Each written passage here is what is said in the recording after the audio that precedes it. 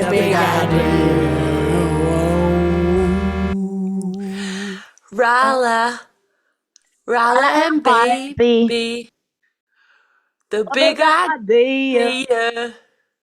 Rala and baby. Okay, but I just gotta one time try it with this echo. Right. Maybe you sing and I go the in between parts. Okay, okay. Rala, Dun, dun. Rala and baby. Yeah, yeah. The big idea. Uh-huh. The big idea. You know what it is. Shut up. Can you do it? Can you do it, echo thing? I don't think so. I can do the gander thing, the gather. I bought this $30 American microphone for this exact thing. And That's nice.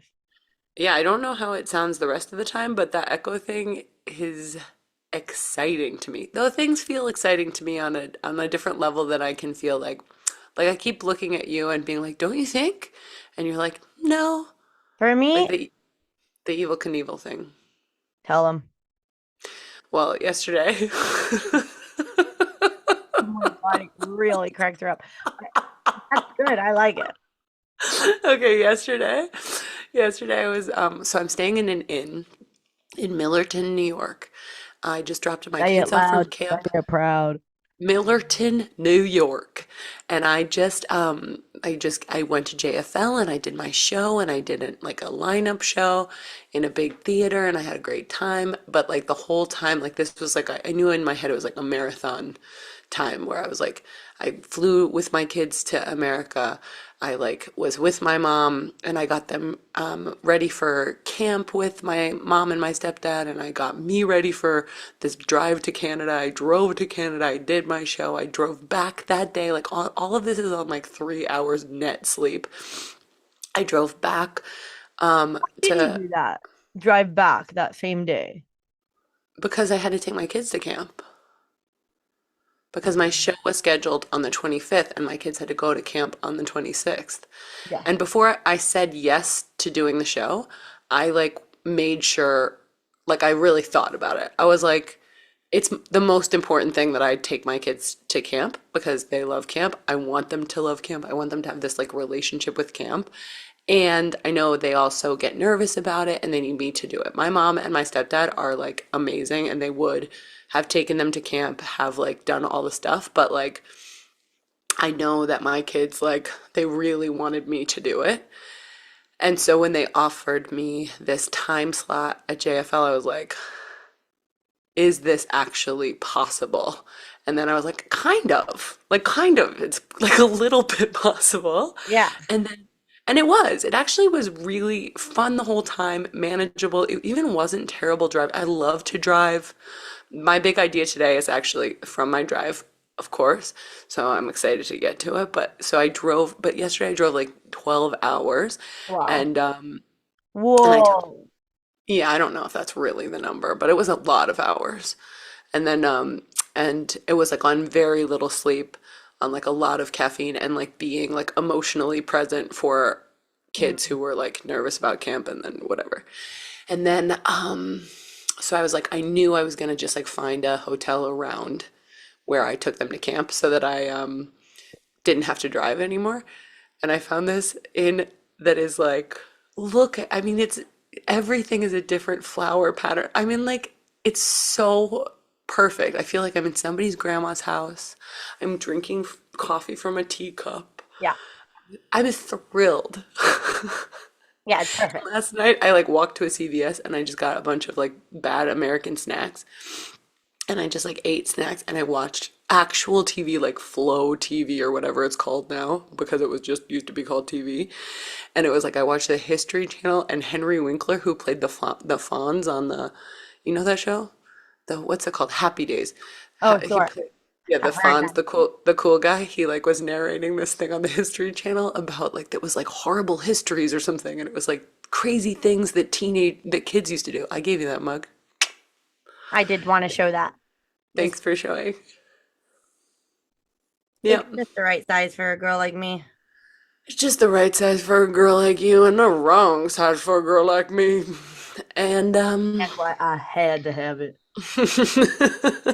and so I'm watching this show. I couldn't Yeah. believe it. I'm like eating like popcorn from a bag on a couch watching this show about like crazy kids used to be crazy. Kids used to do dangerous stuff for fun. And then there's this part about how kids like in the 70s were doing all these bike tricks because they saw this guy, Evil Knievel, doing motorcycle tricks. And they just like went on and on about how big a deal Evil Knievel was. And I have heard of Evil Knievel, and I knew that Evil Knievel was this motorcycle guy with a cool outfit, and I knew about it, but it never crossed my mind as something to care about. And I'm watching this thing like kids riding bicycles over like five lined up trash cans. And Henry Winkler, the Fonz, being like, "Can you believe how crazy we were? I can't. It's actually insane how crazy we were." And then I'm like, "Oh, I want to read about Evil Knievel. Like, it's just it's funny that I never thought about this guy before. He's been like one of these just like distant figures. I'm Yeah, like, who? celebrities, like historical celebrities, but like small time, like town ones. Probably like you know who probably occupies the same amount of space in my head as Evil Knievel? Who? You know it's not right that I'm gonna say this, but it's kind of the truth. Henry the Eighth. Henry VIII. For instance, Henry VIII, Evil Knievel, Buttress Golly. Things That like one I've never people, heard about. But well, for there you go. example, who is Yeah. he? I'm not going to be telling you because what if I get it wrong on a podcast? Absolutely not. But it's a name my dad always used to say when he was like giving examples of people because he liked to say it. Right, exactly. That's where you get them from. Your parents. You don't even actually look them Yep. up ever until you're at an inn in New York State. I That can't. was good. That was good. Good job. And then I looked him up and then it said, I was like, Evil Knievel. And then I was reading his Wikipedia page and there's this like a two-sentence paragraph like halfway down that says that says Evil Knievel was born Robbie Knievel, but one day but one night he had to spend in prison. His cellmate was he got the idea to change his name because his cellmate's name was Awful Knofel.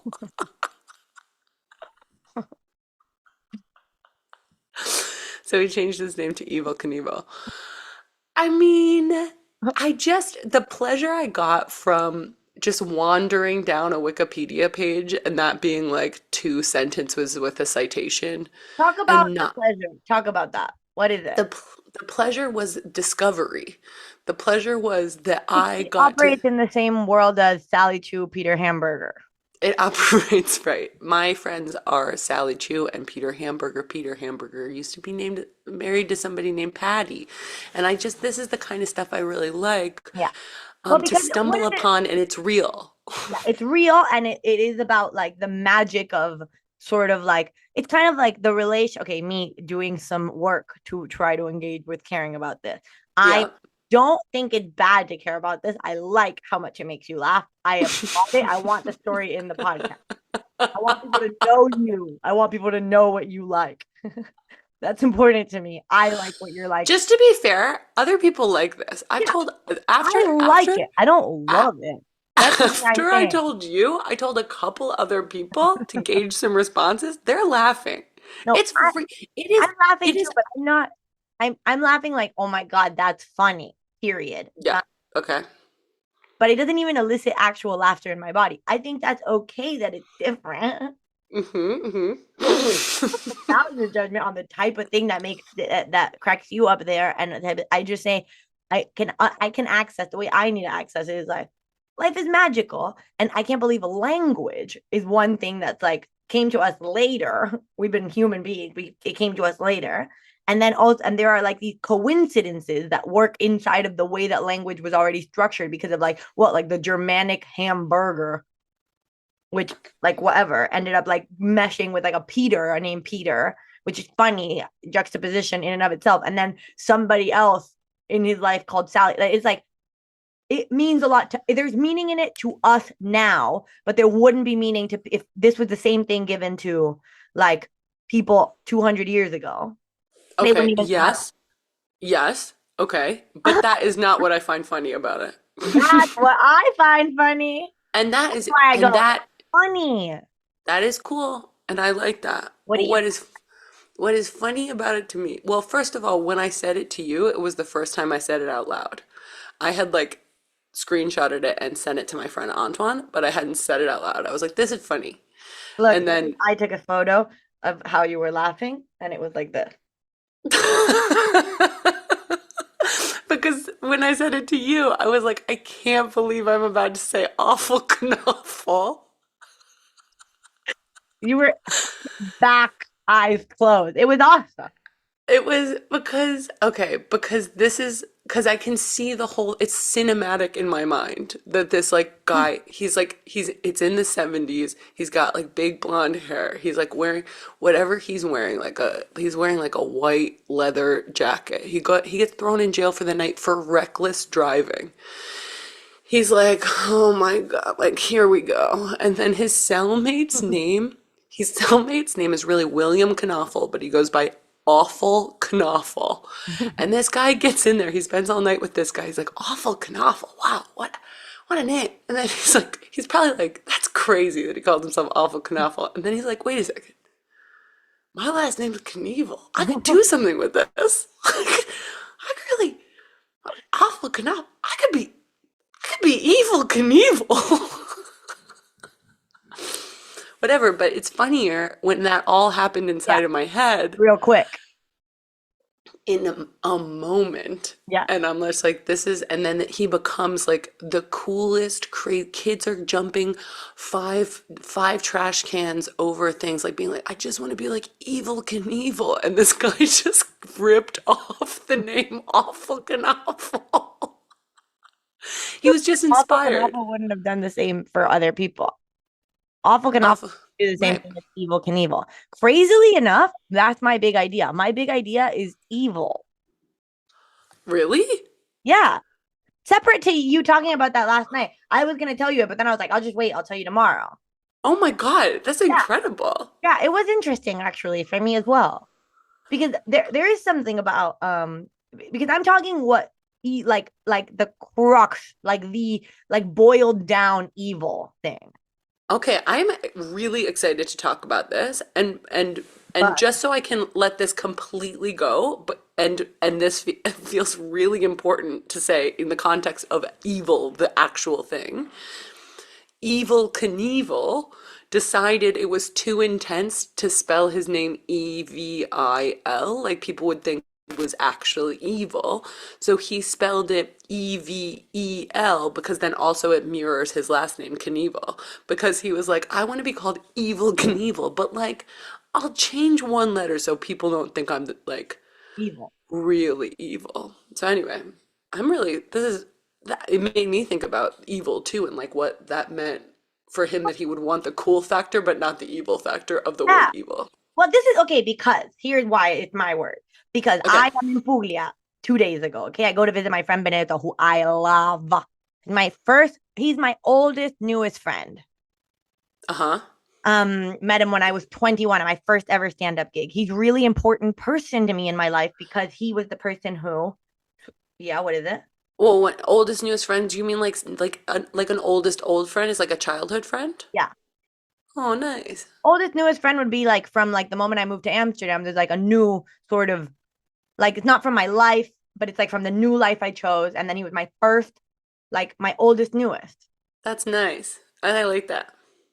Yeah. It might not even be right now that I just said it. There might be a girl who's also my oldest, newest friend, Thea, who I like a lot, but I'm not talking to her as often. So I don't consider her my close, like all the time friend, like the way that. Closest, oldest, newest friend. Yeah. But Diedrich and Benny, both of them, like they encompass a moment in my time where it's like I've become like the version of me that is like I have a real lineage to her. That version of me. That's like my 21-year-old self, where it's like I decided to back myself on the things about me that were maybe like, yeah, that I went, yes, actually. Maybe I've been like this, but it was like a decision moment. And then they were right there and they backed me so much. And I did my first podcast with them, the Comedy Undergrads podcast. Understand that we're underground, we're underpaid, underrated, and we run around town underpaid, qualified, and we're living under the sea. We interview a new cool human every week. It's the Comedy Undergrad Podcast. It's the Comedy Undergrad Podcast, where we talk to the best comedians who will talk to us. Oh my God. I feel like, oh no, about the Rala and Baby song from Don't, that. don't. Our friend Ronan Brosnan, very funny comic, wrote that. Who was it? Who wrote it? Ronan Brosnan. Wow, it's He's incredible. real good. Yeah. He's a comic. He's Irish comic in Amsterdam. Wow. Whatever. We had that podcast. It wasn't great because our dynamic was quite difficult. And Diedrich was always really mean to me. And I had to have a conversation with him like, hey, if you want me to be your friend, you have to be different to me because I hate the way you make me feel. And then Wow, and Diedrich, one of our listeners? Diedrich, Diedrich, one of our listeners, Diedrich? Actually, he did. He did be different to you then. he ended up being good. All this to say, I'm with my friends in Puglia last week, okay? And we go to Benny's mom says there's a clown show that's coming to Puglia. Puglia is in like Ostuni, which is like this small little town where Benny grew up. It's like a white, beautiful place that like now recently has become touristy, and they have like a cultural thing that's happening there every year where they bring clowns, and like it was in like a really nice sort of amphitheater in the middle of the forest, and it was like 200 people. Wow. It was amazing, the place. Like And you guys didn't know? It's just because his mom told you mom just while you said were it. there? Yeah. Wow. Belgian clowns. They were just there. And his mom, we went to go eat at his parents' house, 7 course, like different, so sweet. Like everything was so lovely. And they at the end, she tells us, like, I saw this on the thing, like maybe it's interesting to you guys, like it's silent clown, obviously. And I was like, of course, I want to see like what happens in Puglia and what how people react. And like sounds amazing. Absolutely. Let's go there. And so then we go, and yeah, it was like in a magical place at 9 p.m. on a Friday. And I had so much hope. Like the way I was feeling was like full of like I was like crying while I was walking over there. It was just so beautiful, and like it felt like so special that clowns can come like anywhere, and like so many people can gather for something like this to happen, you know? And like there are these two men that wrote like this funny little thing about like we're athletic, we're good looking, we're just like hyping themselves up in the thing. It was funny, the text. I was like, cool. And I'm going there with my friends, and like really lovely setting. And also Benny's parents were all there. Tons of kids in the audience. And the act starts, and like they come out, they're in robes, they're quite stupid. Like it's like very, I'm like, oh, funny, it's gonna be like really stupid. One's wearing a hat, one's like bald and like has these big glasses with no glass inside of them. Then they start doing these jokes, and the jokes are like about kind of like alluding to like the fact that they're naked underneath the robe, a little bit like woohoo, we're naked underneath. And it's like there's a lot of children there. I'm a little bit uncomfortable with this, okay? Like I don't like it. But then it's like whatever, like yeah, I guess that's like one joke. And then more and more it's like they have like they get fully like take off their robes, and they've got like these big sort of like panties that are like what do they call diapers, and they both have like big penis lumps. And one of them keeps doing this joke of like squishing it small, squishing it like squishing the penis like every a lot, like a lot. The jokes are like around the penis again and again and again. And they are not sensitive. They are not open. They all of it is about sort of like the penis. It feels like something that happened in the 70s, but doesn't happen anymore. I'm like, I keep saying this cannot be what we are watching. There are like 80 children in the crowd. What is 100 the audio? Like, what are are people laughing? Like, what are the kids reacting? people are laughing. They're acrobats. They're clearly like acrobats first that like decided to do like a fun, silly show, but they call it a clown show. And they are being like, you know, they're being like, it's like all like sort of like, and then they do like a Japanese thing that is great. I could really watch you do a show like that. Yeah. It's like they do a thing that's like a Japanese stereotype where they like break stuff, but they do like Japanese voice. Like No. what? It's just bad. Okay, it's just bad. It goes on for like an hour 15. There are some beautiful moments. There are some like they play the trumpet at some point. It's like beautiful. They do one thing that's funny that I was like, oh, I'm gonna take that for my show. I felt like, oh, that's good. Like he's like doing the trumpet, and then like a sort of beautiful song, and then he goes. And then he continues with the beautiful song. I was like, oh, I like that. There were moments where it was like, but they weren't open. They like touch people. They weren't like sensitive. And I left that place and I like started like talk. I love how much I had to say about this, of course. I had so much to say about this. My friends were they were like, they could see everything I was saying, but they were also like being like, it's oh, like it's okay that it's this, you know, it's okay that this is the show. And I was like, not only is it not okay, I think it's evil. Wow. That's what I was like, I think that this is evil. Because I think that you have an opportunity with theater making when you have 200 people that are all from this town that are going to go see Clown. Everybody left that thing going, okay, yeah. Some people left going, that sucks. Like, Clown's not for me. You know, nobody saw, they never dropped it. Nobody ever saw a human being at any point on the stage, which is like the opportunity that you have with Clown, you know, like to see somebody be sensitive and that like Talk more move you. about that. Talk more about like what clown can be like, I think, because maybe people, I mean, Yeah. Also, you. probably people. No, okay, I will too, but from where you are right now, like Yeah. when you're thinking about like what you saw there and what the opportunity is, like what do you I want? yeah, I feel like Clown can really move you. Like you can see someone be really foolish and show you their person while they're being a fool. There's something inherently beautiful about Clown, which is that we are all fools in this world. We can't know everything. And they allow us to watch somebody be the fool and relate to the reality that we don't know stuff.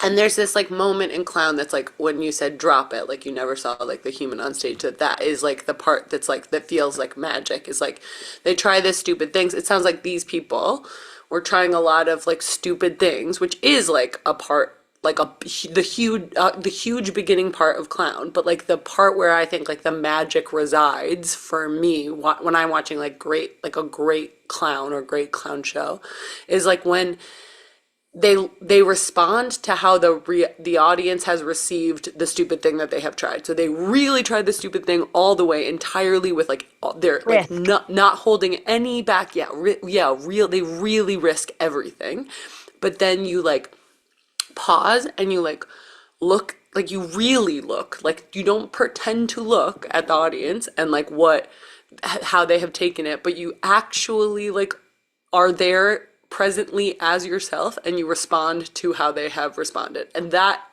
part, I think, when people say they hate clown or like they don't like clown is stupid, they have only seen the stupid part. They've Yeah. only seen like the like honk honk, I don't know, like chasing, like, and it does come off as scary when you hear people describe clown as It's like, and they're scared. disassociated.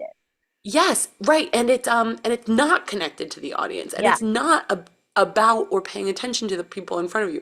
When you hear people that are scared of clown, there are clowns that are doing it like technically right though that are still scary. Yeah. Like that's Yeah. also true. Yeah. But like there's like when I think of people who are scared of clowns, I think they're thinking about like it's like a doll come to life and like what is that but like not real and like not like Yeah. what I do you think the people that use like the pretend people are yeah. like they're doing it technically right, but they're still pretending. So they're not fully dropping and they're not fully risking. And like that's the evil, right? Like the people who operate on the technically right are the for me the most evil because they are using our tool to show ourselves, to pretend to show, and then letting like they are taking away the audience's opportunity to have a real moving human moment that could open something in their brain for real to be hopeful about humanity. Like the thing that is evil to me is the fact that the opportunity is so present and that they, knowing that because they must, don't take it seriously enough to do it fully. They don't risk for real. They don't really risk with their act. They don't take it seriously. They just do it like if clown were whatever. But it isn't whatever. It's the opportunity that you have with these people in a oh, whatever. Like the place being so beautiful did make a difference to me because it's like we are present in magic. There's a theater in the middle of the forest, you know? The night is falling. There are two men that in like in nude being stupid with each other. Like imagine what that can do to a child's brain, you know, if you get to see a person there. Like also you can bring people into their child brain by the visual and then the honesty. And they didn't take the opportunity.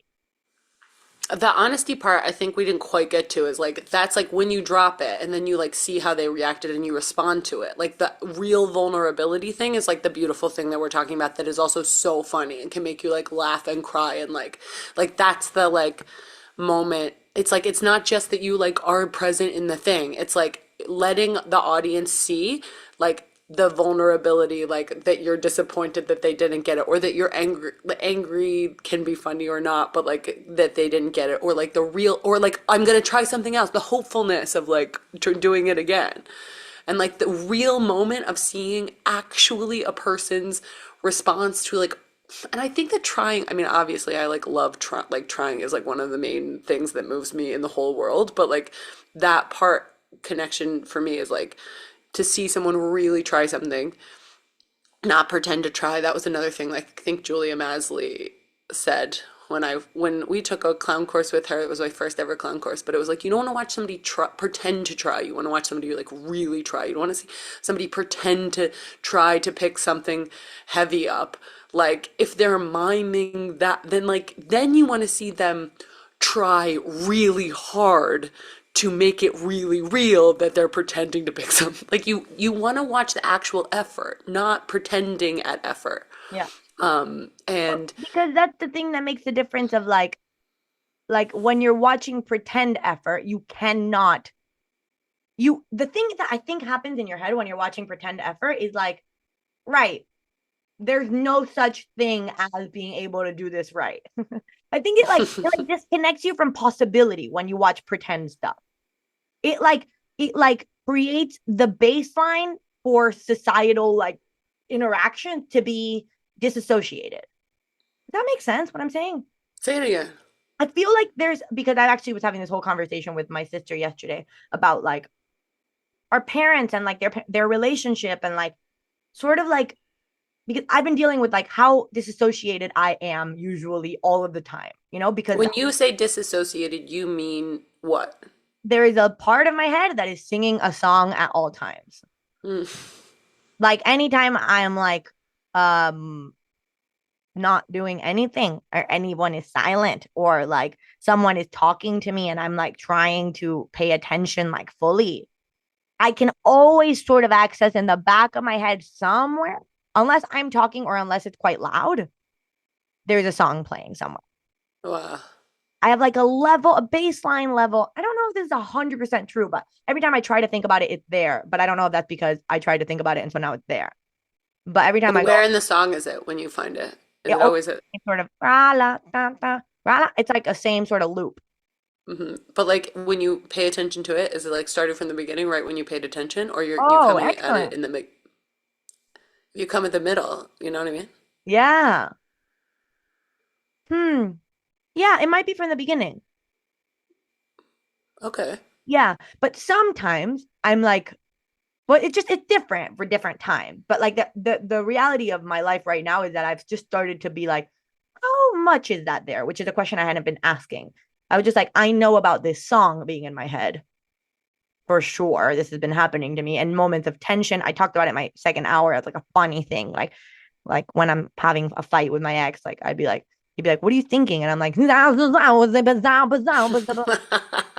to tell you? Because it's that.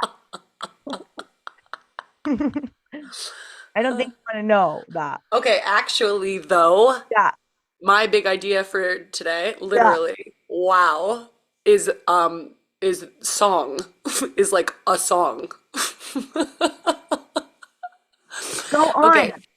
Okay, We will so find our way back without a doubt. Go on. I know that we do. I have many questions about like I want to talk about what is evil Yeah. really a lot. But okay, so my I was driving and I was like, I listened to Country Mix on Spotify, which I don't pay for because I heard bad things about it, but then I still listen to with ads because I don't know what to do. And if you know what to do, tell me what to do Tell us what to do. because I don't know what to do either. Well, because I pay for Apple Music. you pay for Apple Music. I still pay for Cobas, but it has no stuff. I don't, and also like Spotify, when I quit, which was like months ago or whenever it was like people were like, you gotta quit Spotify. I was like, okay, I want to do the right thing. And this The seems like ice an ads, easy right thing. It was ICE ads. It was also like AI, like army the stuff. It drone was like, stuff. yeah, Yeah. there was like, I was like, yeah, I hate all that stuff. I'm gonna quit paying for Spotify. But they had just started having audiobooks, and I was like, what the hell? And like, cause also I am in Denmark, so I knew that they had audiobooks when I was like, when I was traveling, I could access them, but like when I was in Denmark, I couldn't. And I don't listen to audiobooks a lot, but like it's kind of nice sometimes. And then I was like in the middle of an audiobook in English in Denmark. I was like, this is like, oh, fuck. And then I quit it because that's how dedicated I am. I am willing to be slightly uncomfortable to make a stand and still listen to the thing and their commercials. But you know what? When the commercials come on, I go, la la la. And that's a song. I go, everybody's paying for something and I'm not picking it up. And that's what song means to me. No, okay, so I'm listening to Country Mix. I think, and I'm like really having this, I would talked about this with you last time. I was like, I'm in this moment of like rediscovery where I'm like, oh my God, what if you drove around and you rode, like I like am reinventing like road trip. And like now this was like, God, I don't think people are talking about that much. I don't think they're saying enough about how like awesome songs are. Like, like songs are are like one of the best formats for intaking and resting and idea making in your brain. So I think I've talked to you about this before, but I have like really firm, clear structures in my mind about like what media is like is like good for your brain at like what times or whatever. So I think like TV and like scrolling is like I can tell it's really bad for my brain because I don't have any time in that when I'm watching TV or when I'm scrolling to think. So I'm just taking in other people's ideas like this, and not like even if I have like a glimmer of a thought or my own self in there, it You're doing goes something because they're wrong also. Like you've missed it now by doing yeah, that. So it's like there's this thought like, don't have that thought right now. Like the movie's going by. yeah. People with ADHD So are always like, oh, the movie. But it's like that's why I'm a pauser. I pause the movie, cry, cry, cry, laugh, laugh, laugh, return to the movie. Go on that's then. really good. Great, Thanks. great use of movie, I think. Great use of your mind, great use of movie. But like I can tell, and also for my kids, that like when like we're like really like we're like like we're not in ourselves. We have to like come back to ourselves. It doesn't mean it's evil necessarily, although I would say Yeah. there can be something to that. I think it's like taking you away from yourself. Wait, can I say one thing about this? Where just because the use of evil there is actually the crux of what I am interested in. Like the thing about evil is that we are too kind of scared to use it. Evil, EVEL. Oh, not Knievel. EVEL, not like Knievel. No, like Knievel, being scared to use it fully because Oh, we are too scared to use it because we go, that's not evil. But it's like the thing about evil is that it's um undiluted relationship to something that removes you from the possibility of your expansion. That is what I think.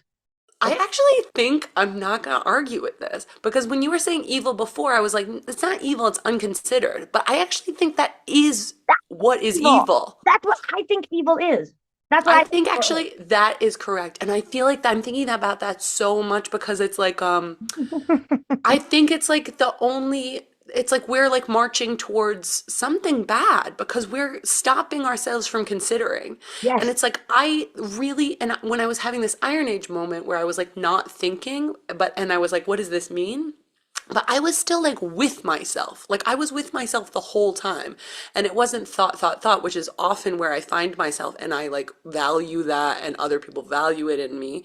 But I was like, and I feel like myself when I'm thinking, when I have like an idea, um, or like a thought that like clicks into place, I'm just like, that's me up there. But it does feel like it's like, but it does feel like it's like upstairs from me, you know? But it's Yeah, like, that's yeah, like, also kind of like on the stage. Like that's me up there. yeah, yeah. Um, I am here, and I went up there, and I was up there. yeah, I totally get that. And sometimes when I look, that's when there's a Pablo Neruda poem that I think about all the time, but like I haven't read since I was like 17, but it's something like looking at his feet and he can't believe he's all the way over there. And I'm like, yeah, because like I'm not all the way, like my feet are so far away from me. Like me, my feet are all the way over there and I'm so tall, so they're so far away from me. But okay, so back to these like structures in my head. Like, so I Yeah. think listening to something, it can be like that's like a step. It's a step better for your mind because you can be listening to something and you can still be thinking your own thoughts. You're looking around. I think the visual element of scrolling and TV really kind of like blocks me off from myself. Yeah. I think like it's like stand. It's like okay, you're blindfolds. What's it? What'd you say? It's about imagination, I think. Like you like yeah, the possibility of imagining does keep Right. blocked. Yes, and so like when you're listening to something, you're at least like thinking about what that you're creating. And there are people who don't create images in their mind, and Yeah. so I don't know what it's like for them, but for me, and I've never been in there, so I don't know. You can It's funny because imagine. you, yeah, I can imagine. It's one of the top things that I do. You have said about me, it's funny, I learn a lot about myself from things other people say about me, like facts, and like people who I love and love me. And you said, like, I'm a really visual thinker, and I never thought about myself like that before. And then I was like, yeah, I probably am. Yeah, I Why am. did I say that also? Do you remember? It was about metaphors that that I like Yeah, they talk I always like come up like in very specific. envision in like a picture. Yeah. Yeah. Okay. And then so when I'm listening to something, it's still moving at the pace someone else has set, but I get to be there. I Yeah. get to be there. And then reading something is visual, but you are setting the pace. So I feel like reading is something that like my kids are allowed to do all the time. My youngest kid is still learning how to do it, but my like 13-year-old, like if she's reading, like I don't really stop her from reading anything because she's great at talking about it. I read Marina Abramovic's memoir. She asked if she could read it right after, and I was like, um, because she like there's like self-inflicted wounds. There's like Oh, sex, and I was like, but then I was like, yeah, you can, because I know we'll talk about it as you go, and if you're drawn to that, like what a safe place for you to explore that actually, because yeah. also you're thinking. And I read it and it's not scary. There are themes that are like she does performance art where she like cuts herself and like Mm. but like yeah, I wouldn't like hand her over something like terrifying, but this was like there was stuff in it that I was like, wow. But like I don't know, I knew she would be stopping herself. She would be able to stop. It's not like it just keeps going in front of you like a show or like a movie or like scrolling and you Yeah. can't get your way out. When you're reading, you have to make a lot of effort to continue. So like if you don't put the effort forward and to imagine it and to like, then it's just so stoppable. You really have to decide to not be in your own thoughts about that. And I'm like, your thoughts are an awesome place for you to be. Yeah. Sometimes, yeah, for some people. Right. Sometimes for some people, your thoughts are an awesome place to be. So I think that reading is like a really like good, and also not on a screen because the screen still has like the other thing, whatever. Yeah. So those are things. And then I'm driving and I decide to listen to like this country mix, which I really like country music. I used to kind of like it like in a silly way. I used to kind of like it like in a bit like whatever. It's incredible because I think what is amazing about it is it's a perfect amount of story and and chorus. So Yeah. like you get this story where you get to imagine this thing that other this other experience, and then you get consistently a repeat of something you know what's coming. You can sing along, you can harmonize, you can whatever, or you can be in your totally other place and catch up to where the story is going to come back. And I'm just like, that as a setup is an amazing thing. Like, and also like the as a vehicle for vulnerability, like in a song, I was reading something then about it where it's like in a song, people can accept a story from you and like a truth from you that like is a lot harder to take if it's not like cushioned in this like medium. And Yeah. it's just like, Well, there's also because the element of poetry allows you to invoke kind of like whatever you want, and like the juxtaposition of it is welcomed. Like there's no right way to do it. Like you can have an image of whatever included in whatever, and it's like that's up to sort of that. Yeah, that's not even of interest to you to like decide how people feel about that stuff. It's like you just put it there, and also it has a lot of trust in the listener to like be able to invoke meaning and whatever, because first of all there's something that like carries it, which is the music, and the music will have some sort of like relationship to the meaning, because it will have like certain beats, and there's something that you can understand, so then there's a part definitely that you understand in your brain.